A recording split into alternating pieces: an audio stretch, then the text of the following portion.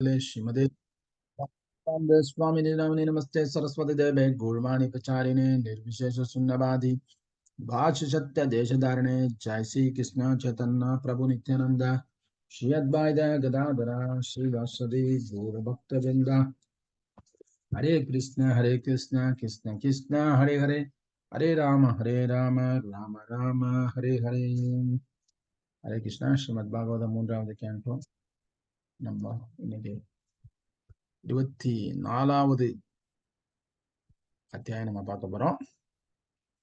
So நம்ம ஏற்கனவே என்ன பார்த்துருக்கோம்னா, கர்தவ முனிவர் பகவான் நோக்கி தபஸ் பண்ணி திருமணம் வரம் வேண்டி சுயம்பமனுடைய மகள் கருத தேவகுத்தியை திருமணம் பண்ணார். இப்போ சுயம்பமனுடைய மகளான இளவரசி தேவகுத்தி அரண்மனையில சுகபோக வாழ்க்கையில வாழ்ந்தவர்கள் இப்போ கருதமுனியுடைய மனைவியாக ஆசிரமத்துல மிக எளிமையான வாழ்க்கை வாழ வேண்டிய சூழ்நிலை. அப்போ அவங்களுடைய மனநிலை எப்படி இருக்குது அப்படிங்கிறத பார்க்கணும். அதனால்தான் இந்த 23வது அத்தியாயத்துல தேவகுத்தியினுடைய புலம்பல் அப்படின்னு சொல்லுவாங்க. தேவகுதிஸ் லேமெண்டேஷன் அப்படின்னு ஒரு மைண்டுகள் ஒரு மாற்றம் உண்டாகும் போது எல்லாத்துக்குமே ஒரு தயக்கமும் ஒரு சில ஒரு ரொட்டீன் லைஃப் தினசரி வாழ்க்கை பாதிக்கப்படும் பொழுது அவங்களுடைய நடவடிக்கையில ஒரு சின்ன மனசுல ஒரு கிளேசம் வர்றது இயற்கை தான். அந்த மாதிரிதான் இவன் தான் தேவகுத்தி கர்தவ முனிவர் பற்றி நல்லா கேள்விப்பட்டு அவர் தான் கணவரா அடையணும்னு எல்லாம் தயாரா இருந்தாலும் இந்த இடமாற்றம் சிறிய ஒரு சலனத்தை தேவகுத்தியுடன் ஏற்பட்டது. நாரத முனிவர் ஏற்கனவே தேவகுத்திக்கு எல்லாம் சொல்லியிருக்கார். இந்த மாதிரி எல்லாம் சொல்லி கேள்விப்பட்டு விரும்பி கணவனை அடைந்துட்டாச்சு. ஸோ இது எப்படி வெளிப்பட்டது, இதனுடைய விளைவுகள் என்ன, எல்லாம் நல்ல விதமாகத்தான் போய் முடிந்தது அப்படிங்கிற நம்ம தெரிஞ்சுக்கணும். தேவகுத்தியும் பக்தி தொண்டுல சளைத்தவர்கள் கிடையாது. இவந்தோ அரண்மனை வாழ்க்கையில் இளவரசியா இருந்தாலும் பகவானுக்கு தொண்டு செய்ய வேண்டும், சிறந்த சாதுக்கு சேவை செய்யணுங்கிற எண்ணம் தேவகுத்தியிடம் இயல்பாக இருந்தது. அதனால அவங்களுடைய வாழ்க்கை மிகப்பெரிய வெற்றி அடைந்தது. கர்தவ முனிவரும் துறவியாக இருந்த போதிலும் கடமை என்று வரும் பொழுது பகவானுக்காக நம்ம அதை செய்யணும், அதே நேரத்துல பற்று இல்லாமல் அதுல இருந்து விலகி நிற்க வேண்டும் என்ற ஒரு உயர்ந்த பக்குவம் கர்தவ முனிவர்கிட்ட இருந்து. இதெல்லாம் தான் நம்ம இங்க பார்க்க போறோம். ஸோ இப்போ 23ஆம் அத்தியாயத்தினுடைய ஒட்டுமொத்த விரிவு என்னங்கிறத பார்த்துக்கணும். தேவகுதி was in her new home in a simple village hut with her newly wedded husband. புதிதாக திருமணம் முடிந்த அவரோட அந்த ஒரு கிராமத்து வனப்பகுதியில் இருக்கக்கூடிய ஒரு சிறிய குடிசையில தன்னுடைய வாழ்க்கையை தொடங்குகிறார்கள். Gone were her days of being a princess. அரண்மனை வாழ்க்கை, இளவரசி என்கிற அந்தஸ்து இதெல்லாம் நேற்றோட முடிந்து விட்டது. Instead of the songs of the professional royal musician, she heard the rippling waters of the river Saraswati. அரண்மனையில பலவிதமான இசை கலைஞர்கள்லாம் வாசிக்கக்கூடிய இசையெல்லாம் கேட்டிருந்தாங்க. ஆனா அதெல்லாம் நின்று போய் இப்போ அந்த சரஸ்வதி நதிக்கரையில அந்த பர்ணசாலையில உட்கார்ந்துட்டு நதியில ஏற்படக்கூடிய நீர் அலைகளுடைய ஒலியத்தான் இங்க அனுபவித்து கேட்க வேண்டிய சூழ்நிலை. Instead of the hustle of the palace attendant and ministers, she heard the rustling of the leaves from the forest trees. அங்க அரண்மனையில பலவிதமான சேவர்களும் மந்திரிகளும் கட்டளைக்கு காத்திருந்து சேவை செய்யக்கூடிய அந்த சூழ்நிலை மரத்திலிருந்து இலைகள் உதிர்ந்து காத்துல பறந்து சருகுகள் ஏற்படுத்தக்கூடிய அந்த சூழ்நிலையை தான் இங்க பாக்குறாங்க. She heard the rustling of the leaves from the forest trees, and instead of the familiar voice of her friends and family, she simply heard the crippling of the birds, nothing else. அது மட்டும் இல்ல, இலை சருகுகள் பறக்கக்கூடிய அந்த ஒலி அதிர்வு மற்றும் பறவைகளுடைய ஒலி, காட்டுல என்னெல்லாம் இருக்குமோ அந்த இயற்கையினுடைய சப்தங்களும் காட்சிகளும் மட்டுமே தேவகத்திக்கு இங்க துணையா இருக்கு. அரண்மனை காட்சிகள், அரண்மனை சுகபோகங்கள் அங்க எல்லாம் இங்க கிடையாது. அதெல்லாம் கனவாக மறைந்து விட்டது. எப்படி இருக்கும் ஒரு பெண்ணுக்கு? நினைச்சு பாருங்க. சாதாரணமா ஒரு மேரேஜ் ஆகி பிறந்த வீட்டுல இருந்து பூந்த வீட்டுக்கு போனாலே எல்லா சௌகரியம் இருந்தாலே அவங்களுக்கு மனசு வருத்தப்படும். ஆனா இங்க கம்ப்ளீட்டா வசதியும் குறைவு, யாரும் கிடையாது, தனிமை, கணவன் மட்டுமே. She had left the comforts of the royalty to get married to a sage. தன்னுடைய அரண்மனை சோபங்களெல்லாம் விட்டுட்டு ஒரு துறவிய ஒரு சாதுவா திருமணம் பண்ணியாச்சு. But he was no ordinary sage. ஆனா அவரு சாதாரண சாது கிடையாது. He was Sage Gardama, Gardama Muni, renowned for his magnanimity, austerity, yogic power, humility, and extraordinary devotion to the Lord. அவர்கிட்ட என்ன இருக்கு? எதனால அவர் தேவகூதியை திருமணம் பண்ணாங்கன்னா, அவருடைய பெருந்தன்மை, தபசு, அப்புறம் யோக சக்திகள், ஒரு மனித நேயம், அப்புறம் மிக உன்னதமான அதீதமான பக்தி, இதெல்லாம் காரணம் படுத்தி தான் தேவகூதி கருதமுனிவரை திரும்பினார். He was the one she had saw, the one whom, after hearing his glories from Narada Muni, she had resolved to marry. Narada முனிவிட்ட இருந்து அவருடைய அருமை பெருமைகள் எல்லாம் கேள்விப்பட்ட பிறகுதான் அவரை திருமணம் செய்வதற்கு தேவகூதி முடிவு பண்ணார். And now here she was. இப்போ அது நடந்து முடிஞ்சிருச்சு. இங்க இருக்கிறாங்க. Wife of the illustrious Kardam Muni, gratitude intensely radiation through every cell of her body. இந்த மகிழ்ச்சி தேவகூதியினுடைய ஒவ்வொரு உடல்ல இருக்கக்கூடிய அணுவுக்குள்ள செல்லுக்குள்ளாரையும் பரவி அவங்களுக்கு ஒரு பரவசத்தையும் மகிழ்ச்சியும் கொடுக்குது. Bringing her palms together, she spoke to her husband for the very first time. முதல் முறையாக தன்னுடைய கரங்களை கூப்பி தன்னுடைய கணவரிடம் அவங்க பேச ஆரம்பிக்கிறாங்க திருமணம் முடிஞ்ச உடனே. My dear Lord, how may I serve you? என்னுடைய தலைவரே, நான் உங்களுக்கு எவ்வாறு சேவை செய்ய வேண்டும்? இதுதான் தேவகூதி பேசின முதல் வார்த்தை தன்னுடைய கணவரிடம். From this day on, தேவகூதி resolved to live a life of service to her husband. அந்த நாள் முதற்கொண்டு தேவகூதி தன் கணவரிடம் மிகுந்த பொறுப்புடனும் பணிவுடனும் தன்னுடைய சேவையை தொடங்கும். She served him with great love, intimacy and respect. அவங்களுடைய சேவையில அன்பும் ஒரு அர்ப்பணிப்பும் மரியாதையும் பணிவும் கலந்திருந்தது. She always spoke sweet words and worked diligently to please her husband. தன்னுடைய கணவரை எந்த வகையிலும் திருப்திப்படுத்துவதற்காக அவர்கள் மிகுந்த பொறுமையோடனும் பொறுப்போடனும் நடந்து கொண்டார்கள். Never did she consider herself.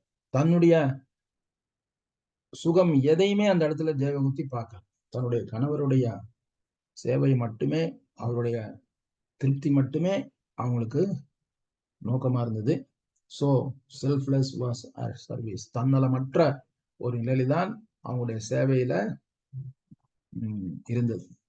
After many years of austerity and devoted service, தேவகூதி grew weak and emaciated. இப்படி பல ஆண்டுகள் தேவகூதி தன் கணவருக்கு சேவை பண்ணிட்டே இருக்காங்க. அவர் பக்தி தொண்டு பண்ணிட்டே இருக்காரு, வைத்தியம் பண்ணிட்டே இருக்காரு.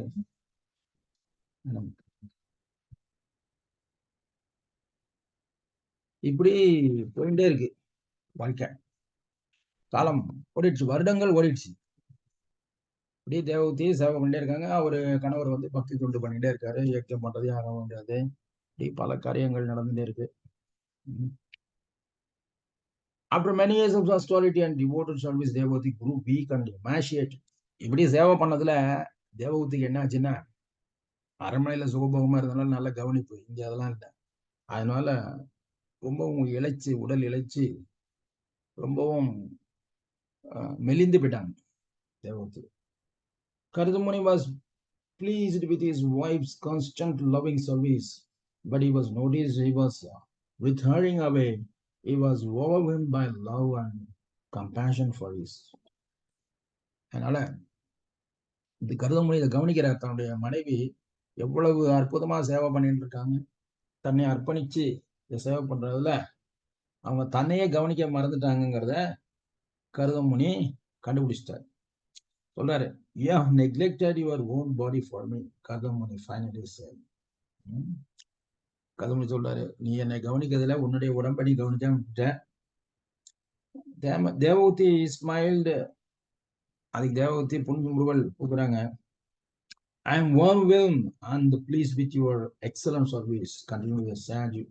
You have neglected your own body to use on my behalf. உன்னுடைய சேவை எனக்கு ரொம்ப சந்தோஷம் தருகிறது. உன்னுடைய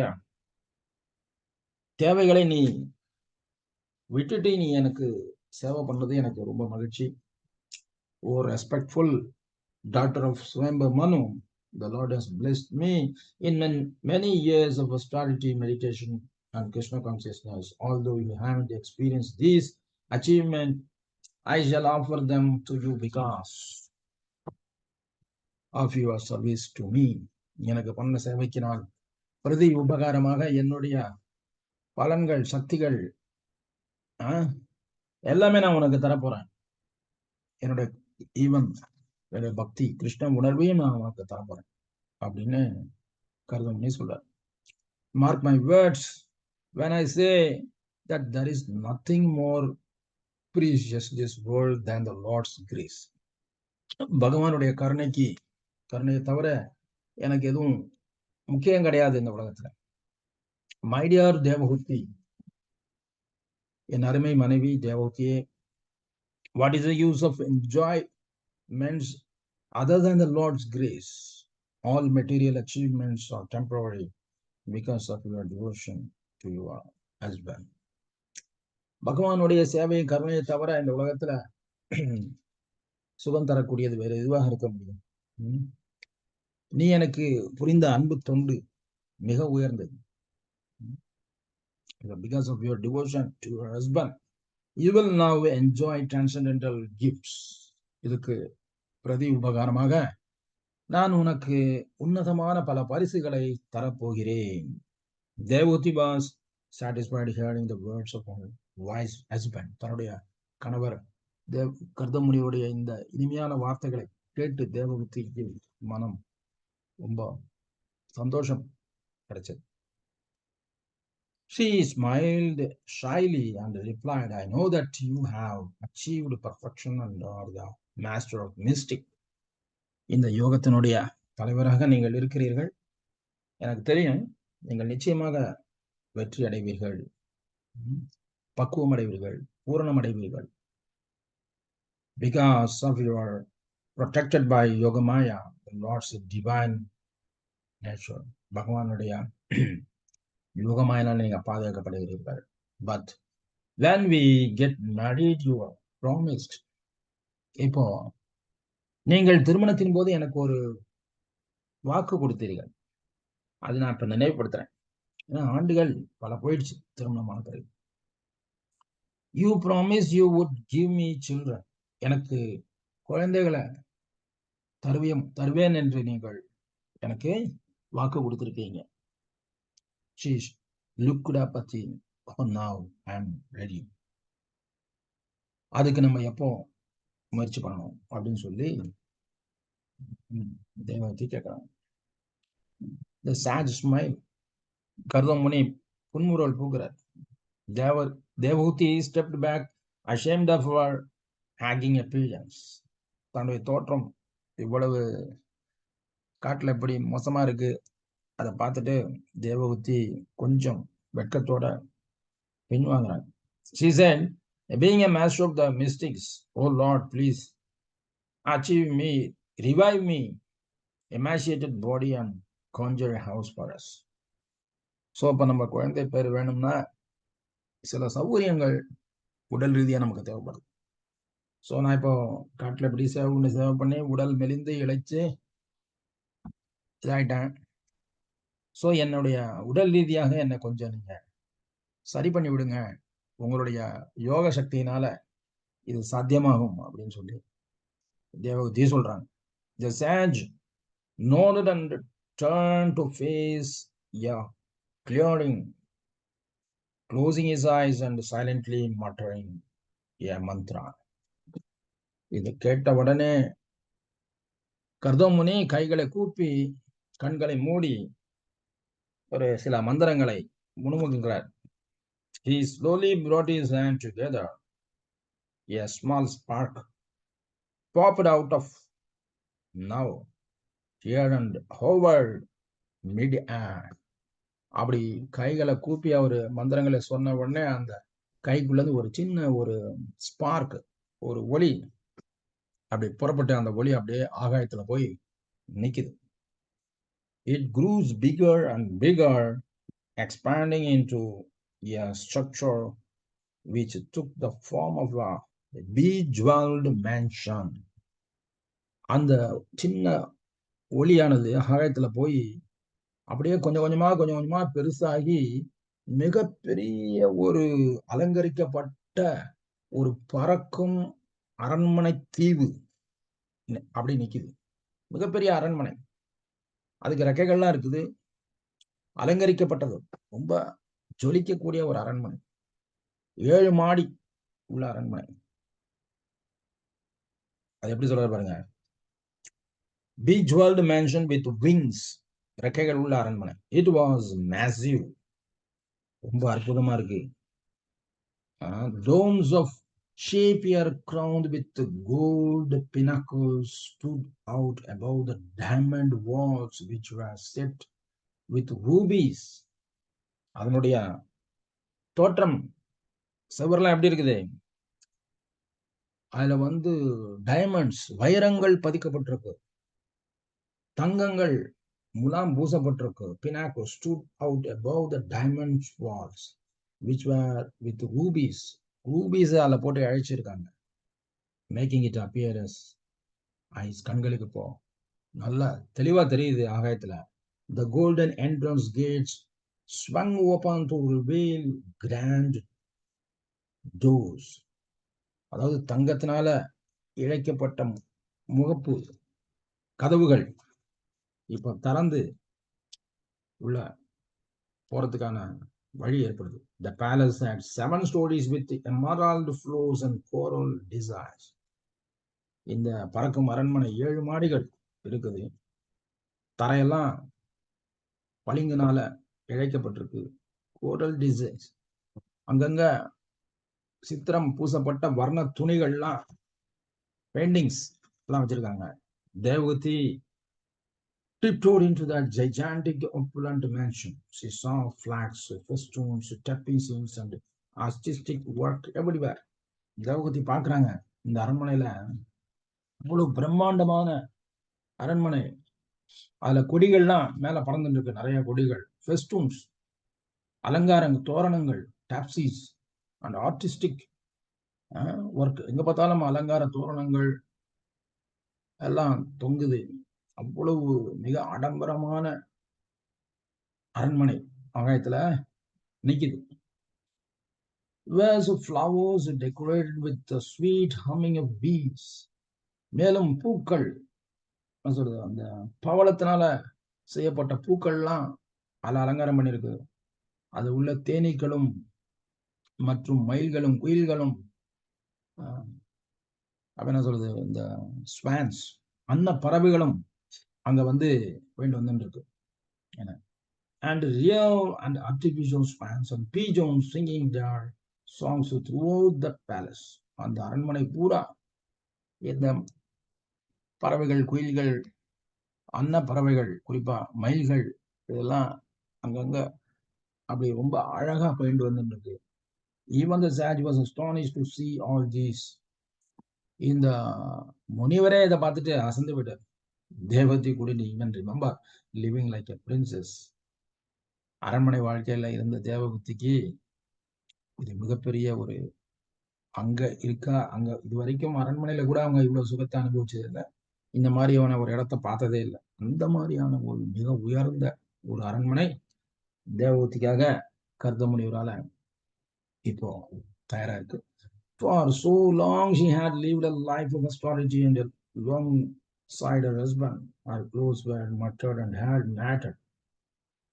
இப்போ தேவகூதி இவ்வளவு ஆண்டுகள் கணவருக்கு சேவை பண்ணி உடல் இளைத்து அந்த துணியெல்லாம் அழுக்கு படிந்து தலைமுடியெல்லாம் சிக்காயி சரியா சீவாம அபலட்சணமா அப்படி நிற்கிறாங்க. ஆனா அரண்மனை இவ்வளவு அழகா இருக்கு அவங்களுக்கு. She wasn't beautiful enough to occupy this extravagant home. இந்த அரண்மனைக்குள்ள போனோம்னா அதுக்கு தகுந்த மாதிரியான தங்களையும் அலங்கரித்துக் கொண்டு உடல் நல்ல தந்துஷ்டா இருக்கணுமா இல்லையா? தேவகத்திக்கு இப்போ இப்படி யோசிக்கிறாங்க. அப்போ கருதுமா who had also been peeped into the wonderful palace since his wife's anxiety. தன்னுடைய மனைவியினுடைய தயக்கத்தை பார்த்துட்டு என்ன நினைக்கிறாங்கிறத கருதமுனை புரிஞ்சுட்டார். You seem afraid, he said at her. பார்த்து சிரிச்சுட்டே சொல்றாரு, உனக்கு என்ன ரொம்ப பயமா இருக்கா? First bath in the scared Bindusarovar lake and then mount this aerial mansion. This lake fulfill all desires. உன் மனசுல ஓடுற என்ன நினைக்கிறேன்றது எனக்கு தெரியுது. அதை நிறைவேற்றணும்னா நீங்க இந்த பிந்து சரோவர் உள்ள போய் குளிச்சுட்டு வாங்க, எல்லாமே நடக்கும், நீங்க நினைச்சது எல்லாமே கிடைக்கும். தேவகூதி obeyed her husband and walked to the lake. தேவகூதி கணவனுடைய வார்த்தைக்கு கட்டுப்பட்டு அந்த ஏரி பிந்து சரோவர் ஏரிக்கு நோக்கி நடந்து போறாங்க. She saw her reflection in the clear waters. Her body was coated with a thick layer of dirt. தேவகூதி பிந்து சரோவர் பக்கத்துல வந்து நின்ன உடனே அதுல தன்னுடைய உடலுடைய பிரதிபிம்பம் அங்க தண்ணியில தெரியுது. உடல்லாம் மெலிஞ்சு போய் துணியெல்லாம் அழுக்கா, தலையெல்லாம் சீவாம சிக்கா இருக்கு. And her now bearing to see herself any longer, she closed her eyes and dove into the light. பார்க்கறதுக்கு அவங்களுக்கு பிடிக்கல, அதனால உடனே அவங்க தண்ணிக்குள்ள இறங்கிட்டாங்க. Which contained the scared waters of the Saraswati. Saraswati புனித நதியினுடைய நீர் அங்க பிந்து சரோவர்ல நிரம்பி இருக்கிறதுனால பகவானுடைய கண்கள் படிந்த துளி அங்க இருக்குது. அதனால மிக புனிதமான அந்த பிந்து சரோவருக்குள்ளர தேவகூதி இறங்குறாங்க. Underwater she smelled fresh lotus. Opening her eyes, she saw a house and 1,000 young damsels. தண்ணிக்கு உள்ள கீழே போய் பார்த்தா ஆயிரக்கணக்கான பணிப்பெண்கள், அங்க ஒரு அழகான ஒரு வீடு, அறைகள் எல்லாம் அப்படி காத்திருக்கு. ஆச்சரியமா இருக்கு அவங்களுக்கு. A fragrant of lotus who rose to greet her with the folded hands. அந்த பணிப்பெண்கள்லாம் கை கூப்பி வணங்கி அவங்கள தண்ணி கடியில அந்த வீட்டுக்கு அழைச்சின்னு போறாங்க. We are all your maid servants, they said. Tell us what we can do for you. நாங்கெல்லாம் உங்களுடைய சேவகர்கள், உங்களுக்கு என்ன வேணும்னு சொல்லுங்க, நாங்க உடனே நிறைவேற்றோம். தேவகூதி ஒன்றும் புரியல. தேவகூதி didn't know what to say. என்ன சொல்றேன்னு புரியல அவங்களுக்கு. The young girls knew immediately what she desired. ஆனா அந்த பணிப்பெண்களுக்கு தேவகூதி என்ன நினைக்கிறாங்கன்னு புரிஞ்சிருச்சு. அதனால உடனே jiggling they took her into the house where they bathed her with valuable clothes and ornaments. அந்த தேவகூதியை அந்த வீட்டுக்கு அழைச்சின்னு போய் அவங்கள நீராட செய்து மிக அழகான ஆடைகள்லாம் கொடுத்து வாசனை திரவியங்கள்லாம் கொடுத்து அவங்கள மறுபடியும் இளவரசியை விட மேலான ஒரு நிலைக்கு தேவதை போல அலங்காரம் பண்றாங்க. And dressed her with fine spotless clothes and decorated her. They fed her the most nutritious food and drink. நல்ல சத்துள்ள ஆகாரங்களையும் பானங்களையும் கொடுத்து அவங்கள ரொம்ப உடலைய ரொம்ப தெளிவாக்குறாங்க. When she was well and ready, அவங்க தயாரா இருக்கும் பொழுது they placed a mirror before her. அவங்க முன்னாடி ஒரு கண்ணாடி வச்சு காமிக்கிறாங்க. Looking into the mirror, she didn't recognize her own reflection. இப்போ அவங்க கண்ணையே அவங்க நம்ப முடியல, தாங்க எப்படி இருந்தா நான் எப்படி ஆயிட்டேன், அலங்கார தேவதையா மாறியிருக்காங்க. Her body glowed. அப்படியே உடல் மின்னுது. Freed from all dirt. எந்த விதமான அழுக்கெல்லாம் இல்லை, எல்லாம் போயிட்டு. She wore costly robes and beautiful garland and necklace, bangles, tinkling anklets, and jeweled golden girdle around her lips. தங்க ஆபரணங்கள், நகைகள், நெக்லஸ், அப்புறம் கழுத்து வளையல்கள், காலுக்கு கொலுசு, இதெல்லாம் போட்டு அவங்களை அலங்காரம் பண்றாங்க. She saw how charming her eyebrows now were, and how her dark curling trace of hair framed her face into no longer mattered. சிக்கு பிடிச்சிருந்த முடியெல்லாம் இப்ப சுருள் சுருளா அவங்களுடைய முகத்தை முன்னாடி அழகா தொங்கின்னு இருக்குது. கண்கள் ஐப்ரோஸ் புருவங்கள்லாம் மிக அழகாக நீண்டு எல்லாத்தையும் அலங்காரம் பண்ணியிருக்காங்க. She was excited to show her husband. இத இப்போ தன் கணவன் முன்னாடி இப்படி போய் நம்ம நின்று அவரை சந்தோஷப்படுத்தணும் அப்படிங்கிற எண்ணம் தேவகத்தியோட மனசுல இப்போ தோன்றுது. Just at the thought of her husband, தன்னுடைய கணவரை அவங்க மனசுல நினைச்ச அடுத்த வினாடி தேவகூதி and the maids were immediately transported. உடனே அவங்க அத்தனை பேரும் பணிப்பெண் சகிதமாக தேவகூதி இப்போ அவருடைய கணவர் கருதமுனி முன்னாடி நிற்கிறாங்க. To the sage, raising his eyebrows approvingly, கருதமா took her hand and they all boarded the mansion. கருதமுனி ரொம்ப சந்தோஷமா அவருடைய கைகளை பிடிச்சு பணிப்பெண்கள் எல்லாத்தையும் சேர்த்து அந்த பறக்கும் அரண்மனைக்குள்ளார அவங்க எல்லாமே ஏறிட்டாங்க. As his will, the man flew up into the air. இப்போ அந்த பறக்கும் அரண்மனை உடனே அங்கிருந்து மின்னல் வேகத்துல பறந்து போகுது. And travel to pleasure valleys of Mount Meru.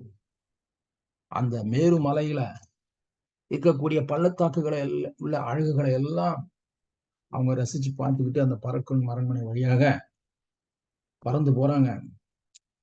And other grants where they spend many years enjoying themselves. இப்படி பல ஆண்டுகள் அரண்மனையிலே பறந்துகிட்டு இருக்காங்க.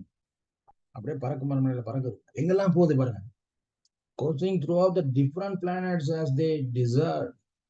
பலவிதமான கிரகங்களுக்கும் பல்வேறு நூதனமான இடங்களுக்கும் அந்த அரண்மனை அவங்களை அழைச்சிட்டு போகுது.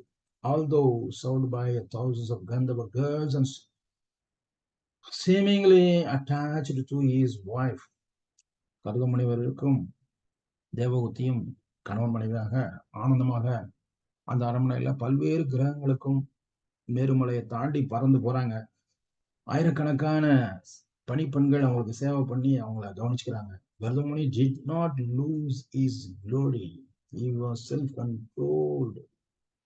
அப்படி இருந்தும் இவ்வளவு சுகபோகங்கள் பௌதிக அனுபவங்கள் இருந்தாலும் கருதமுனி மிகுந்த கட்டுப்பாடுடனும் தன்னுடைய என்ன சொல்றது தன்னுடைய பக்திக்கு எந்த இழுக்கும் வராத வகையில நடந்துகிறது. Crossing through the air in that great and splendid aerial mansion, he surpassed even the demigods who were not free to move anywhere without restriction.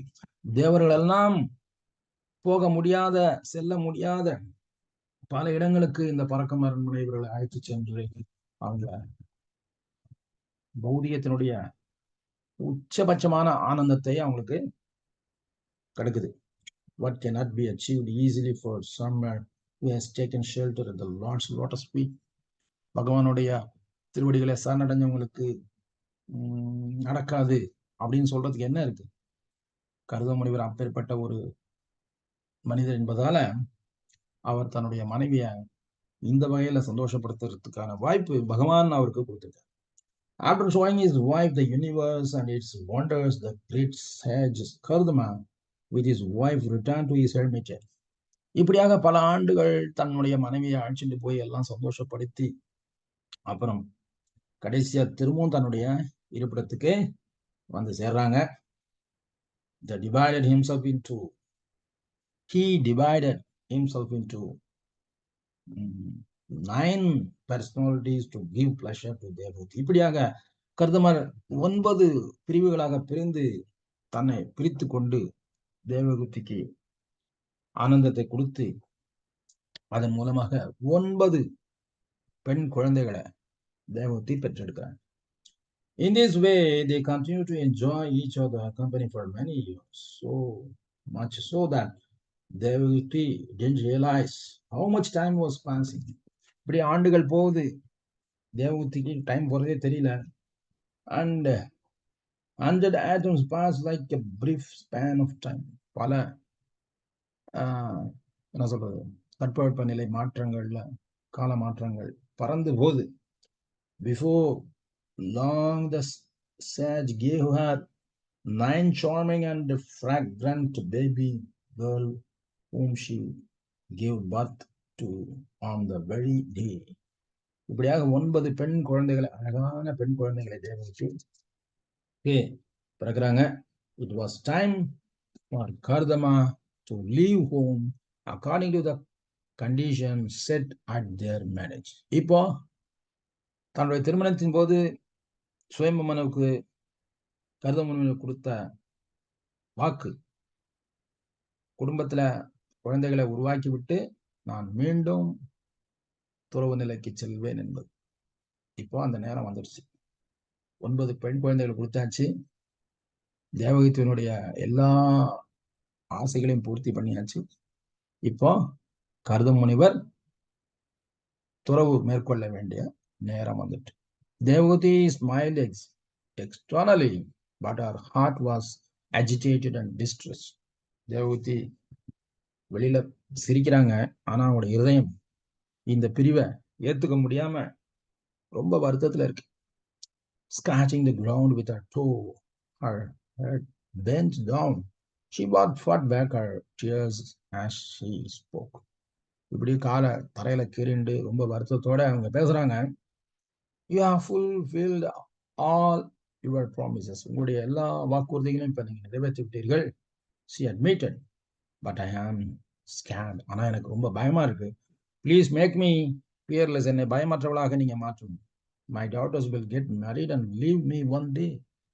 இந்த 9 பெண் குழந்தைகளும் ஒரு நாள் வளர்ந்து திருமணம் பண்ணிட்டு என்னை தனியா விட்டுருவாங்க.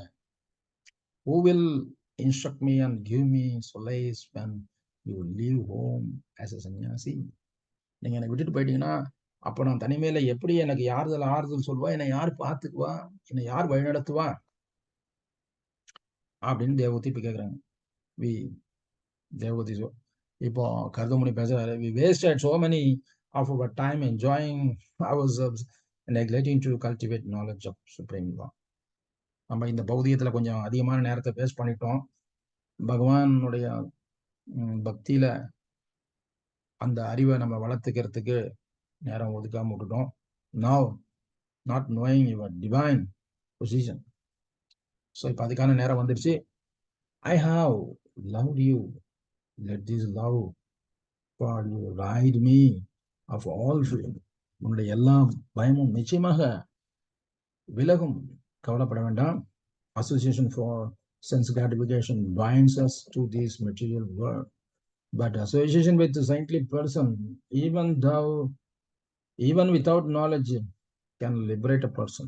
அதனால பௌதிகவாதிகளோட ஏற்படக்கூடிய சகவாசம் எந்த விதத்திலும் பயன் தராது. ஆனா சாதுக்கள் பக்தருடைய சகவாசம் தெரிஞ்சோ தெரியாமலோ இருந்தா கூட அது விடுதலைக்கான வழியை நிச்சயமா கொடுக்கும்.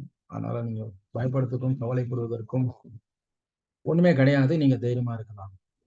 கர்தமுனி சொல்றாரு, anyone whose work does not elevate him to religious life, anyone whose religious activities do not make him renounce, and even if one renounced but does not perform loving devotion service to Supreme Lord.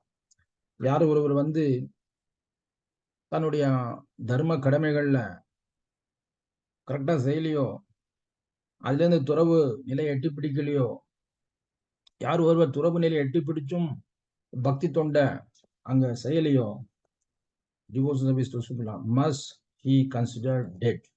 அந்த மாதிரி ஒரு நபர் இறந்ததாகத்தான் கருதப்படுவார். So ஏதோ ஒரு மார்க்கத்துல பகவானுக்கு பக்திய தொண்ட நிறைவேற்றி ஆகணும். அப்படி செய்யலன்னா அது டெட் பாடி தான். Even though he is breathing, அவர் சுவாசிக்கலாம், நடக்கலாம், ஆனா is a dead body. அவர் ஒரு இறந்த உடலாகத்தான் கருதப்படுவார்.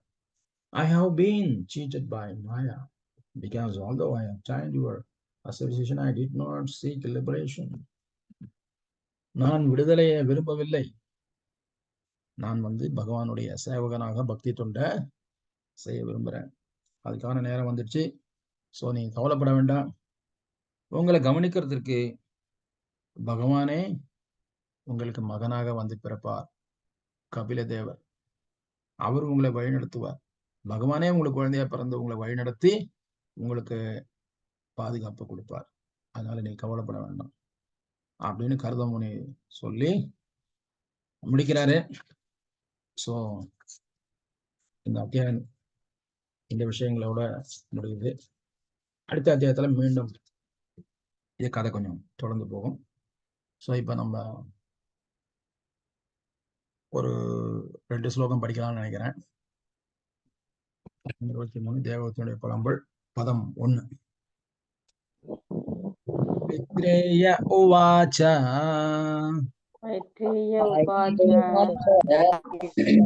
பித்ருப்யாம் பிரஸ்திதே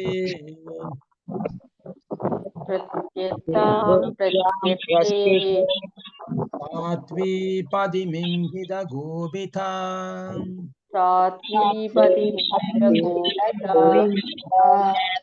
நித்யம் பர்யசர் வித்யா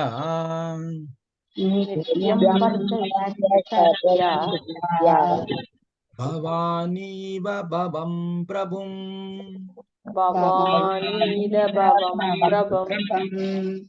மைத்ரேய வாச்சா, மைத்ரேயர் கூறினார், பித்ருப்யாம் பெற்றோர்களால், பிரஸ்திதே பிரிவின் போது, சாத்வி கற்புள்ளவன், பதிம் அவள் கணவர், இங்கித கோவிதா ஆசைகளை புரிந்து கொள்ளல், நித்தியம் நிலையாக, பரிய ஷரத் அவள் சேவை புரிந்தாள், பிரீத்யா மிகுந்த அன்புடன், பவானி தேவி பார்வதி போல, பவம் பகவான் சிவன், பிரபும் அவள் தலைவர். மைத்ரேயர் தொடர்ந்தார், பெற்றோர்களை விட்டு பிரிந்த பிறகு கணவரின் விருப்பங்களை புரிந்து கொள்ள முடிந்தவளாகிய கற்புள்ள பெண் தேவகுத்தி சிவபெருமான் மனைவியான பவானி அவள் கணவருக்கு தொண்டு செய்வது போல மிகுந்த அன்புடன் தனது கணவருக்கு பணிவிடை செய்தார். ஸோ மைத்ரேயர் என்ன சொல்லிட்டு இருக்காரு? யார்கிட்ட சொல்லிட்டு இருக்காரு? விதுரர்கிட்ட பேசிட்டு இருக்காரு. கதைய சொல்றாரு, இந்த தேவகுத்தி சுயம்பவனுடைய மகளாக அரண்மனை வாழ்க்கையில இருந்தாலும் இப்போ காட்டுல கருத முனிவருக்கு மிகுந்த பணிவோட அன்போட எளிமையான நிலையை ஏற்றுக்கொண்டு சேவை பண்றாங்க. எப்படி செய்யறாங்க? சிவபெருமானுடைய மனைவி பவானி பார்வதி எப்படி சேவை பண்ணாங்களோ அதே போல இவங்க செய்தார்கள். பவானி பற்றிய குறிப்பிட்ட சான்று மிகவும் குறிப்பிடத்தக்கது. பவானி என்றால் பலவின் மனைவி அல்லது சிவபெரும மனைவி என்று பொருள். இமயமலையில அரசனுக்கு மகளான பவானி அல்லது பார்வதி பிச்சை எடுப்பவர் போல தோற்றமளிக்கும் சிவபெருமானை தன் கணவராக தேர்ந்தெடுத்தார். இவள் இளவரசியாக இருந்தாலும் ஒரு வீடு கூட இல்லாமல் மரங்களின் கீழ் அமர்ந்து தியானத்தில் பொழுதை கழிக்கும் சிவபெருமானுடைய தொடர்பு கொள்ள எல்லாவித கடும் துன்பங்களையும் மேற்கொண்டார். பவானி ஒரு சிறந்த அரசனின் மகளாக இருந்த போதிலும் அவள் ஏழை பெண்ணை போல சிவபெருமானை தொண்டு செய்வது வழக்கம். அது போல தேவகுத்தி மன்னராகிய சோம்பு மனைவின் மகள் ஆயினும் அவள் கருத முனிவரை கணவராக தேர்ந்தெடுத்துக்க ஒப்புக்கொண்டாள். அவள் மிகுந்த அன்புடனும் பாசத்துடனும் அவருக்கு பணிவிடை செய்தாள். ஸோ எப்படி பார்வதி தேவி சிவபெருமானுக்கு வீடு கிடையாது, ஒன்றும் கிடையாது, அவர் பாட்டுக்கு மரத்தடியில உட்கார்ந்து இருப்பார். ஸோ அரண்மனை வாழ்க்கையில இருந்த பார்வதி தேவி எப்படி தன்னுடைய கணவன் சிவபெருமானுக்கு எவ்வளவோ தொல்லைகளுக்கு நடுவில் சேவை பண்ணாங்க, இயற்கை இடர்பாடுகள். ஸோ அதே மாதிரி தேவகுத்தியும் அரண்மனை வாழ்க்கையில இருந்த பழகினாலும் தூய்மையான பக்தி தொண்டும் அன்பும் சேவை மனப்பான்மையும் விசுவாசமும் மனித நேயமும் இருப்பதனால அவங்களால இந்த பௌதிக பிரச்சனைகள் எல்லாம் தாக்கு பிடிக்க முடிஞ்சது. உயர்ந்த நோக்கம் இருந்ததுனால இதெல்லாம் அவங்களுக்கு ஒரு பொருட்டா தெரியல. வாழ்வில் உயர்ந்த நோக்கமுடைய மனிதனுக்கு துன்பம் என்பதே கிடையாது. நோக்கம் இல்லாதவன் மனிதனுக்கு தான் துன்பமும் பலவிதமான இடர்பாடுகளும் அவனுக்கு கண்ணுக்கு போடும். நோக்கம் தெளிவா இருந்தா இடர்கள் எல்லாம் தடைகள் எல்லாம் ஒரு பிரச்சனையே கிடையாது. அதனால் அவள் கற்புள்ள உண்மையான மனைவி என்று பொருள்படும் சாத்வி என்று இங்க குறிப்பிடப்படுகிறாள். அவளின் அரிய சான்று வேத நாகரிகத்தின் சீர்மையாகும். ஒவ்வொரு பெண்ணும் தேவகுத்தி அல்லது பவானியை போல நல்லவளாகவும் கற்புள்ளவளாகவும் இருக்குமாறு எதிர்பார்க்கப்படுகிறார். இந்து சமுதாயத்தில் திருமணமாகாத பெண்கள் சிவபெருமானை போன்ற கணவர் கிடைக்கலாம் என்ற எண்ணத்தில் அவரை வழிபடும்படி கற்பிக்கப்படுகிறார்கள். சிவபெருமான் ஒரு சீர்மையான கணவன், செல்வத்திலோ அல்லது புலனுணர்ச்சியோ இல்லை. ஆனால் பக்தர்களில் மிகவும் சிறந்தவராக இருப்பதால் வைஷ்ணவ நாம் யதா சம்பு மகா சம்பு வைஷ்ணவர்களே மிக தலை சிறந்த நம்பர் 1 வைஷ்ணவர் சிவபெருமான். அதனால்தான் அவரை வந்து பகவானுடைய சேவையில முதல் வைஷ்ணவராக அவர் சொல்லப்பட்டிருக்கு.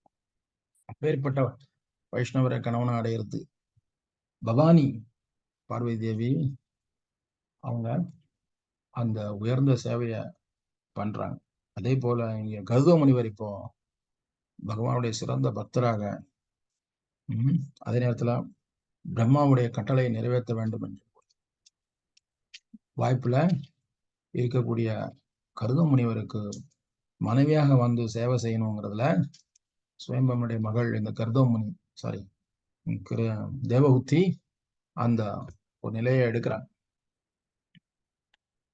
நெக்ஸ்ட் ஒரே ஒரு ஸ்லோகம் படிக்கலாம்.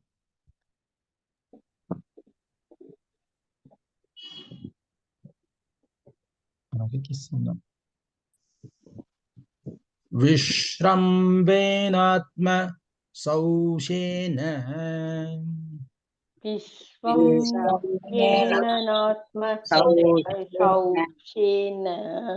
கௌரவேன தமேன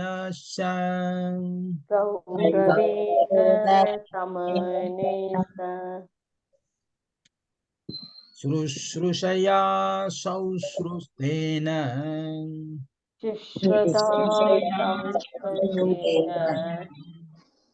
பாஷா மதுரயா சபோ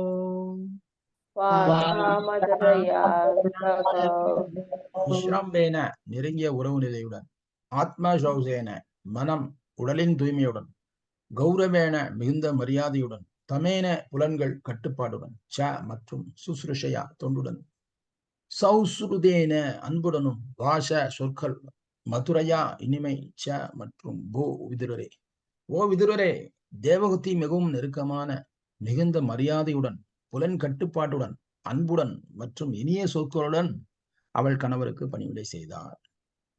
மைத்ரேய சொல்றார், அப்பா விதுரா, இந்த தேவகுத்தி சாதாரண பெண் அல்ல. அரண்மனை வாழ்க்கையில சுகபோகங்களோட வாழ்ந்தாலும் இப்போ பக்திக்காகவும் தன்னை கட்டுப்படுத்திண்டு மிகுந்த அன்போட மரியாதையோட தன்னுடைய கணவருக்கு சேவை செய்கிறார்கள். இங்கு இரு சொற்கள் மிகவும் குறிப்பிடத்தக்கவை. தேவகுத்தி விஸ்ரம்பேண மற்றும் கௌரபேண என்னும் 2 வழிகளில் அவள் கணவருக்கு பணிபுரிந்தார். இவை கணவர் அல்லது பரமபுருஷ பகவானுக்கு தொண்டு புரியும் 2 முறைகளாகும். விஸ்ரம்பேண என்றால் நெருக்கத்துடன் என்றும், கௌரவேண என்றால் மிகுந்த மரியாதையுடன் என்று பொருளாகும்.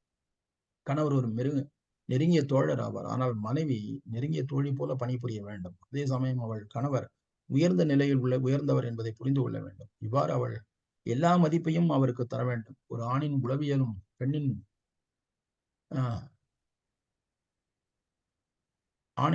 பெண்ணின் உளவியலும் வேறுபட்டவை. உடல் வடிவ அமைப்பினால் ஒரு ஆண் அவனுடைய மனைவியை விட உயர்ந்தவனாக இருக்க விரும்புகிறான். ஒரு பெண் உடலமைப்பால் இயற்கையாகவே கணவனை விட தாழ்ந்தவளாக உள்ளார். இவ்வாறு இயற்கையான இயல்பு உணர்ச்சி என்னவென்றால் கணவன் மனைவிக்கு மேலானவளாக அமைகிறான். இது கடைபிடிக்க வேண்டும். கணவன் பக்கத்தில் ஏதேனும் தவறு இருந்தாலும் மனைவி அதை தாங்கிக் கொள்ள வேண்டும். இவ்வாறு கணவனுக்கும் மனைவிக்கும் இடையிலான எந்தவித தவறான புரிந்து கொள்ளலும் இருக்கக்கூடாது. விஸ்ரம்பேண என்றால் நெருக்கத்துடன் என்பது. ஆனால் இது நிகழ்ச்சியை உருவாக்கிய நெருங்கிய நட்பாக இருக்கக்கூடாது.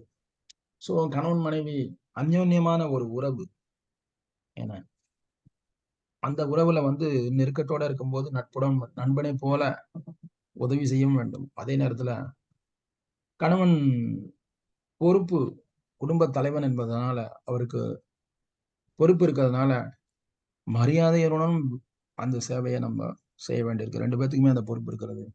இந்த 2யுமே அரண்மனை வாழ்க்கையில வாழ்ந்த இந்த பெண் கொஞ்சம் கூட ஒரு அகங்காரம் இல்லாம ரொம்ப எளிமையான முறையில இந்த விஷயங்கள் எல்லாம் புரிந்து கொண்டு சுயம்பனுடைய மகள் இந்த சேவைய கருத முனிவருக்கு கொடுக்குறாங்க.